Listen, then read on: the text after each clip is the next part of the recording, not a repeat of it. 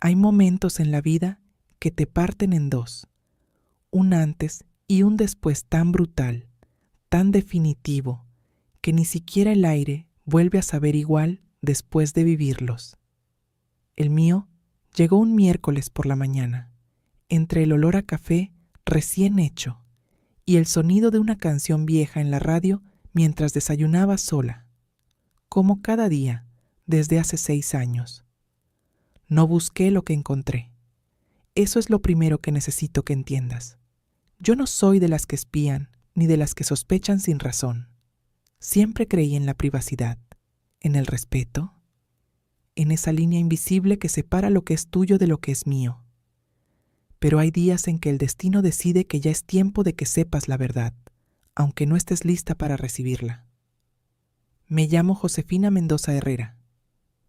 Tengo 66 años. Soy viuda desde hace 6. Y hasta aquel miércoles pensaba que lo más difícil de mi vida ya había pasado cuando enterré a mi esposo Aurelio. Estaba equivocada. Esa mañana, Valentina había venido a desayunar conmigo como hacía casi todos los miércoles. Valentina es mi nuera, la mujer que mi hijo Rodrigo eligió hace 16 años, la madre de mis 2 nietos, una mujer que siempre me pareció demasiado perfecta para ser completamente real, aunque nunca supe exactamente por qué pensaba eso hasta ese día. Llegó puntual, como siempre, elegante, como siempre, con esa sonrisa que nunca llega del todo a los ojos, aunque yo tardé años en notarlo. Tomamos café. Hablamos de los niños, del trabajo de Rodrigo, de una exposición de arte que quería visitar. Conversación liviana, de esas que llenan el silencio sin decir nada de fondo. Cuando terminó el desayuno, se puso de pie, tomó su bolso y dijo que tenía que pasar por la farmacia. Lo que no se llevó fue su celular. Lo dejó sobre la mesa de la sala, boca abajo, entre un cojín y el brazo del sofá. Yo lo noté cuando fui a recoger las tazas, pero no le di importancia. Pensé que en cualquier momento volvería por él. Estaba lavando los platos cuando comenzó a vibrar. 1 vez, 2 veces, una tercera, insistente. Me sequé las manos y fui hacia la sala. No para verlo, sino por si era algo urgente, algo de los niños. Lo tomé. Y el mundo se detuvo. En la pantalla iluminada, una foto. Un nombre. Aurelio. Mi esposo. Muerto hace 6 años. Llamando desde el más allá al celular de mi nuera. Solté el aire despacio, como si mi cuerpo necesitara confirmarse a sí mismo que aún estaba vivo. Mis manos temblaban. Mi mente corría en todas las direcciones posibles buscando una explicación racional, un error, un contacto mal guardado, alguna broma de mal gusto. Pero entonces vi el mensaje que asomaba en la notificación. Ya llegué. ¿Puedes salir más temprano hoy? Y debajo, enviado hace 3 días, uno anterior. Te extraño más de lo que debería. Mis rodillas cedieron. Tuve que sentarme en el sofá antes de caer. Aurelio llevaba 6 años enterrado en el cementerio municipal de Morelia. Yo misma le puse la última flor sobre el ataúd. Yo misma sostuve la mano de Rodrigo mientras lloraba en silencio junto a la tumba. Yo misma dormí durante semanas abrazando su almohada porque el olor que quedaba era lo único de él que me quedaba. Y ahora alguien con su nombre, con su foto, le escribía mensajes a mi nuera. Desbloqueé el celular. No fue difícil. Valentina usaba el año de nacimiento de su hijo menor como contraseña. Lo había visto marcarlo decenas de veces sin darle importancia. La aplicación de mensajes se abrió. Una conversación larga, muy larga, con un contacto guardado únicamente como AM, las iniciales de Aurelio Montoya. Mis dedos deslizaron la pantalla hacia arriba. Los mensajes eran recientes. Del mes pasado, de la semana pasada, de hace 3 días. El jueves no puedo, Rodrigo llega temprano. Entonces el viernes. No puedo seguir esperando tanto. Siempre tan prudente. Alguien tiene que serlo. Seguí deslizando. Los mensajes se volvían más antiguos, más íntimos, más devastadores. Hablaban de encuentros, de lugares que yo no reconocía, de sentimientos descritos con una naturalidad que me resultaba obscena. Y en uno, fechado hace apenas 2 meses, una frase que me heló la sangre. A veces pienso que si Josefina supiera, se moriría del susto. Siempre fue tan ingenua. Me quedé mirando esa oración durante lo que pareció un siglo. Ingenua. Eso era lo que pensaban de mí. La voz de Aurelio o de quien fuera que usara ese nombre, describiendo a su esposa de 40 años como una mujer ingenua. Y Valentina respondiendo con un emoji de risa. Escuché el sonido del auto en la entrada. Valentina había vuelto. Actué sin pensar. Dejé el celular exactamente donde estaba. Volví a la cocina. Abrí el grifo aunque no necesitara nada. Y cuando ella entró llamando mi nombre con esa voz dulce y bien modulada que siempre tuvo, respondí con una calma que no sentía. Estoy aquí, en la cocina. Creo que dejaste tu celular en la sala. La oí recogerlo. El breve silencio mientras revisaba la pantalla. Sus pasos acercándose. Gracias, Josefina. No sé cómo lo olvidé. Se asomó a la cocina con la sonrisa de siempre. Yo le devolví la sonrisa. Le dije que no era nada. Le pregunté si había encontrado lo que buscaba en la farmacia.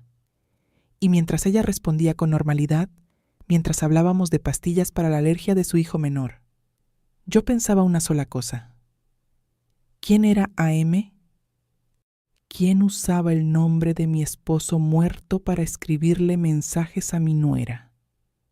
Esa noche no dormí. A la mañana siguiente, llamé a Rodrigo con el pretexto de pedirle que revisara una gotera en el techo de la bodega. Necesitaba verle la cara. Necesitaba mirarlo a los ojos y saber si él sabía algo. Rodrigo llegó al mediodía. Revisó la gotera inventada, bebió un vaso de agua fresca en la cocina y me habló con esa tranquilidad cansada que tiene desde hace años. La tranquilidad de un hombre que trabaja demasiado y descansa poco. No sabía nada. Eso era evidente. Cuando se fue, bajé al cuarto donde Aurelio tenía su estudio personal. Llevaba 6 años sin tocarlo más de lo necesario. Me senté frente a su escritorio. Sus cosas seguían ahí. Su pluma favorita. El reloj que le regalé en nuestro 20º aniversario. Una foto nuestra en Oaxaca, con 20 años menos, y sonrisas que entonces me parecían genuinas. Ahora no sabía qué pensar de ninguna sonrisa suya. Abrí el cajón inferior. Todo estaba ordenado, como siempre fue Aurelio, metódico hasta en sus secretos. Debajo de una carpeta con extractos bancarios encontré algo que nunca había visto. Un sobre manila doblado, sin membrete, cerrado con cinta adhesiva. Lo abrí. Dentro había una escritura notariada. Una propiedad en el lago de Sirahuen. Una cabaña que Aurelio había adquirido 17 años atrás, 4 años antes de su muerte, y que yo nunca supe que existía. También había fotos. Fotos de Aurelio con Valentina, en la cabaña, junto al lago, sonriendo. La fecha en el reverso de la más reciente, 3 semanas antes de su muerte. Me tuve que aferrar al borde del escritorio para no caer de la silla. 42 años juntos. 42 años creyendo que conocía a ese hombre mejor que a mí misma. Y él había construido una vida paralela a 90 minutos de nuestra casa sin que yo lo sospechara nunca. Pero aún quedaba la pregunta que no podía responder. Aurelio estaba muerto. Entonces, ¿quién le escribía ahora a Valentina desde ese número?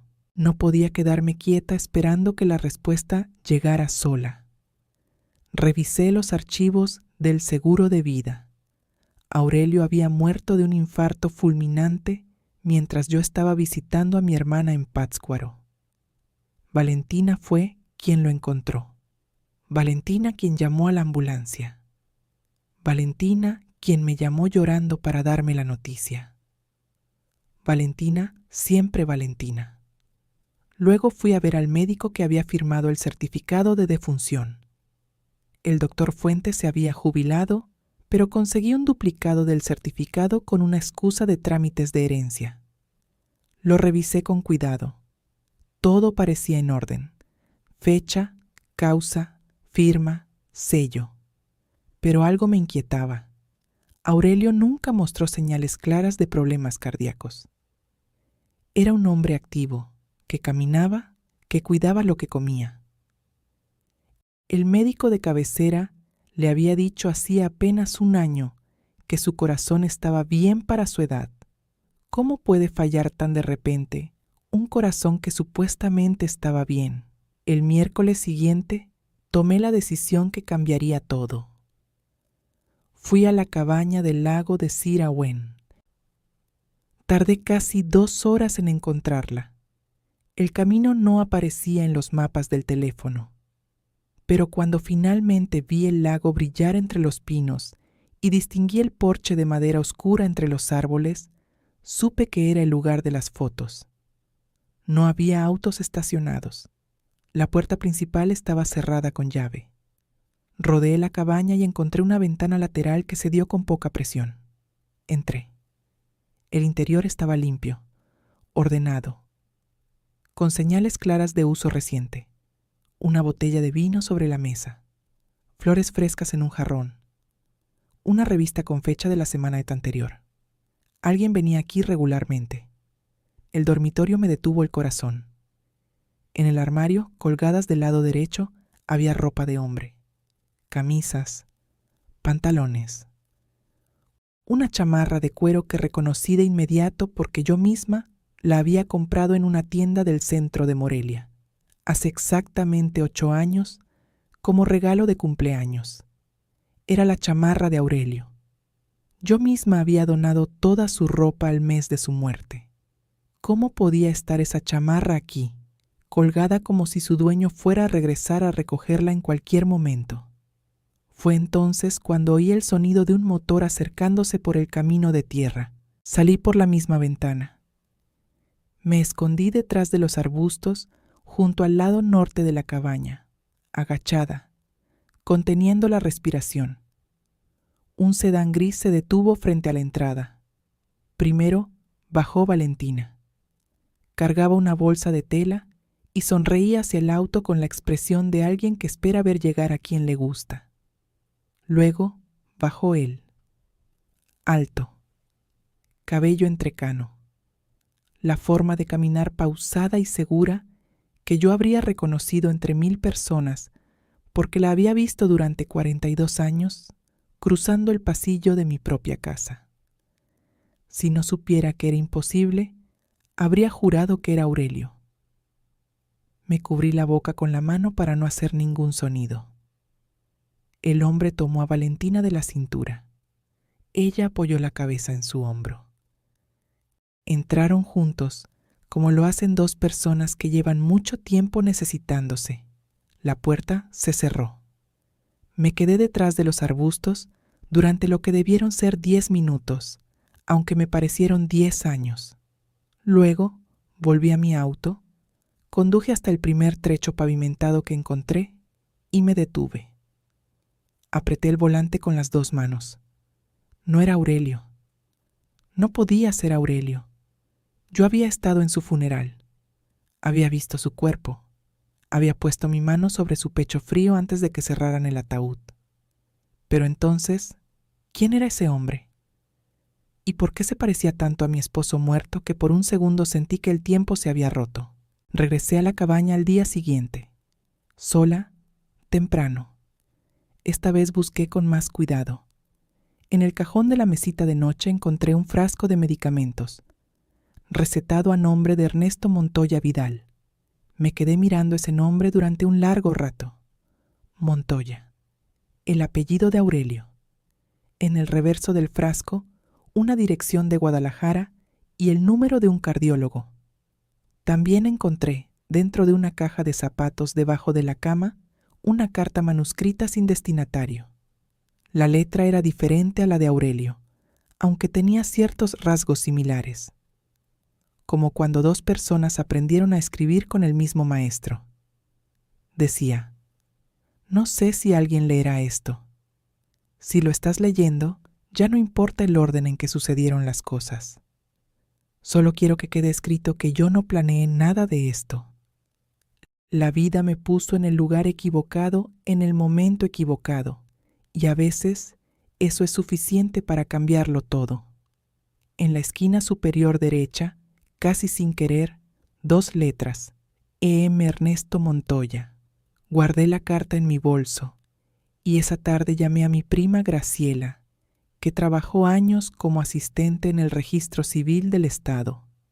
Le pregunté si podía buscar registros de nacimiento de personas con el apellido Montoya, nacidas en los años 50 en Michoacán.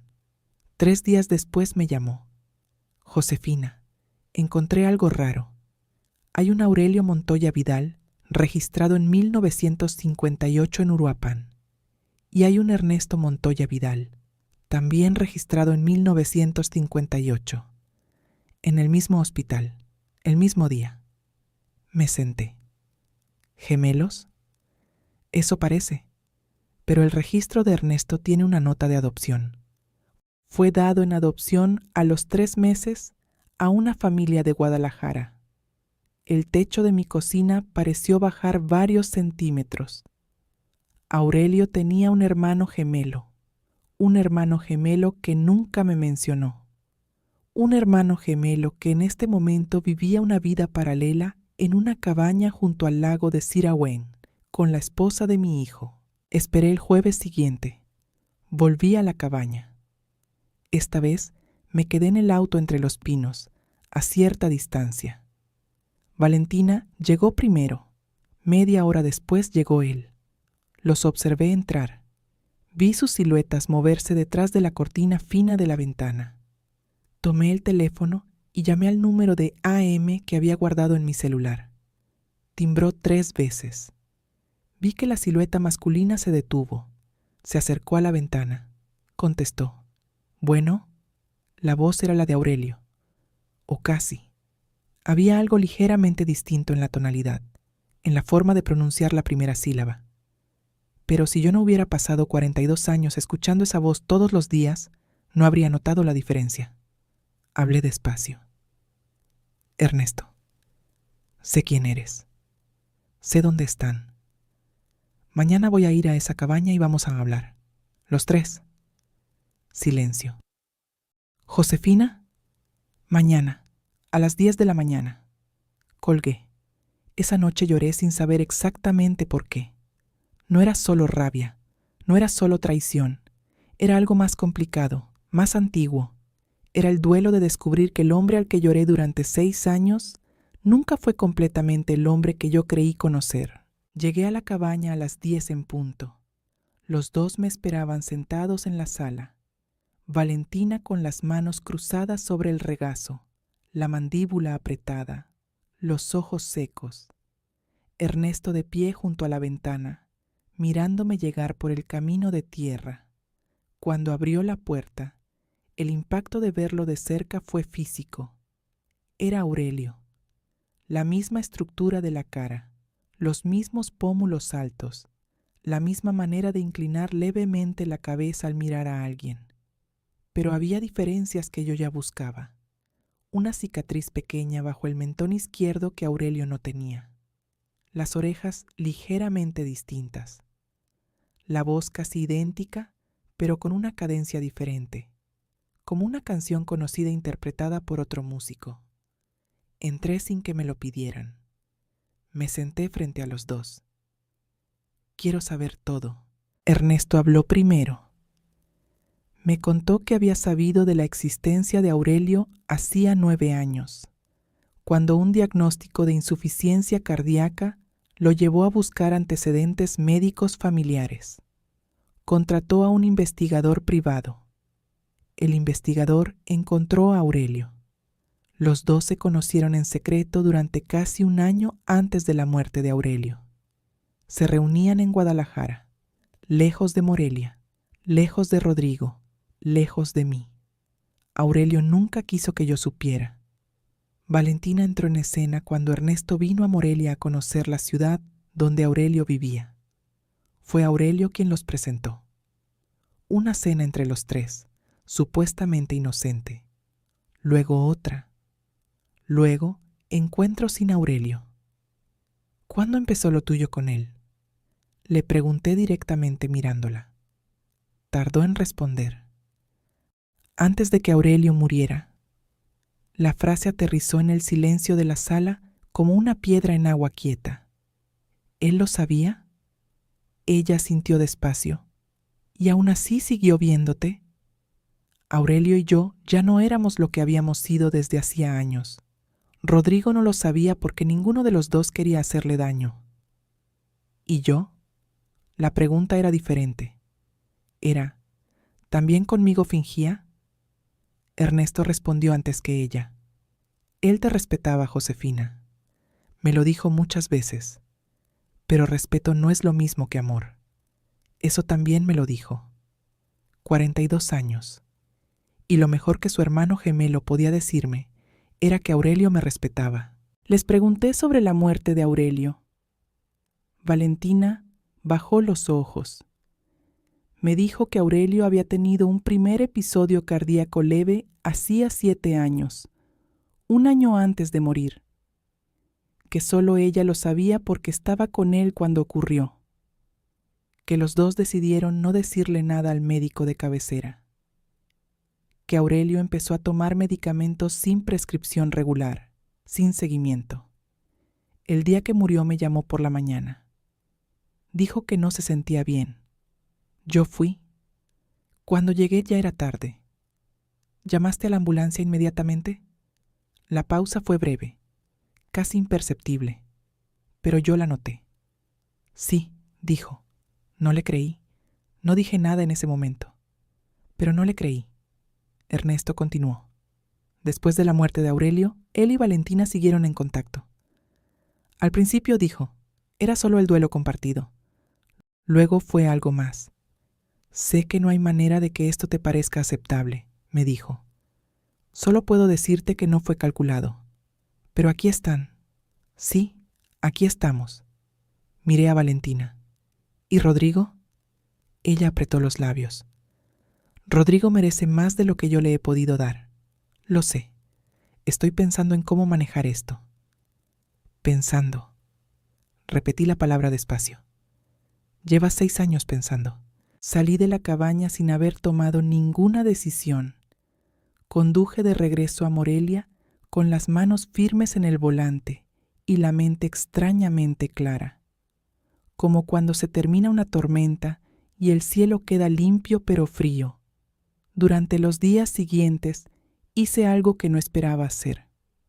No llamé a Rodrigo, no fui a la fiscalía, me quedé en silencio, porque entendí que el silencio, en este caso, era también una decisión.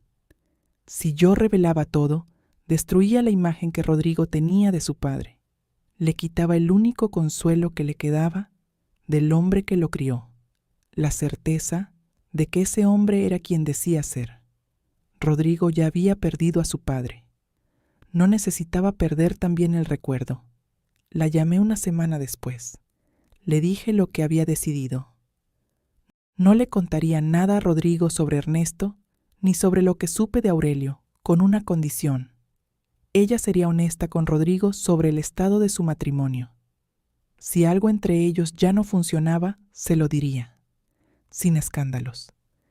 Sin crueldad. Pero con honestidad. Valentina aceptó. También le dije que Ernesto no volvería a cruzarse nunca en el camino de mi hijo ni de mis nietos. Eso también lo aceptó. Y luego le dije algo que no había planeado decir, algo que salió solo desde una parte de mí que aún no había terminado de procesar todo. Cuídalo, a Rodrigo, aunque sea a la distancia, porque él te quiso de verdad, y eso merece al menos que alguien lo recuerde. 3 meses después, Valentina habló con Rodrigo. Le dijo que necesitaba espacio, que había cosas dentro de ella que no había sabido manejar, que el matrimonio necesitaba una pausa que probablemente sería permanente. No mencionó a Ernesto, no mencionó a Aurelio, solo dijo que lo quería, pero que ya no podía seguir siendo la persona que él creía que era. Rodrigo llegó a mi casa esa misma noche. Se sentó en la cocina y no habló durante casi una hora. Yo le puse enfrente una taza de té de canela. Me senté a su lado y esperé. Cuando finalmente habló, lo que dijo no fue lo que yo esperaba.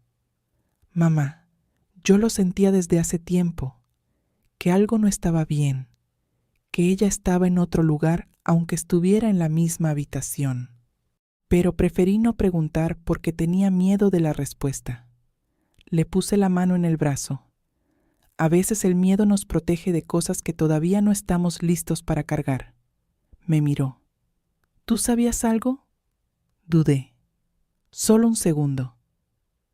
Sabía que no era feliz y que eso tarde o temprano iba a pasar factura. No era una mentira completa. Era la verdad más liviana que podía darle sin aplastarlo. El tiempo hizo lo que siempre hace con las heridas. No las borró, pero les puso una costra que permite caminar. Rodrigo se recuperó despacio, como se recuperan los hombres buenos, sin prisa, sin drama, con la dignidad callada de quien no necesita que nadie lo vea sufrir para saber que sufrió. Un año después conoció a una mujer llamada Patricia, maestra de primaria, con 2 hijos propios y una manera de reírse que llenaba cualquier habitación. Los vi juntos una tarde de domingo en mi jardín y pensé que el corazón humano es una cosa extraña, capaz de romperse completamente y volver a latir como si supiera, desde siempre, que el dolor no es el final. Valentina se fue a vivir a Guadalajara. Los nietos la visitan. Ella viene en fechas importantes. Hay una cordialidad entre todos que funciona como el barniz sobre la madera. Cubre las grietas sin fingir que no existen. Ernesto desapareció de la historia visible de nuestra familia. No sé si sigue con Valentina. No lo busqué. No quiero saberlo. Pero a veces, cuando reviso las cosas viejas de Aurelio buscando algún documento, encuentro una foto nuestra de cuando éramos jóvenes y me pregunto qué es lo que veo en esa imagen.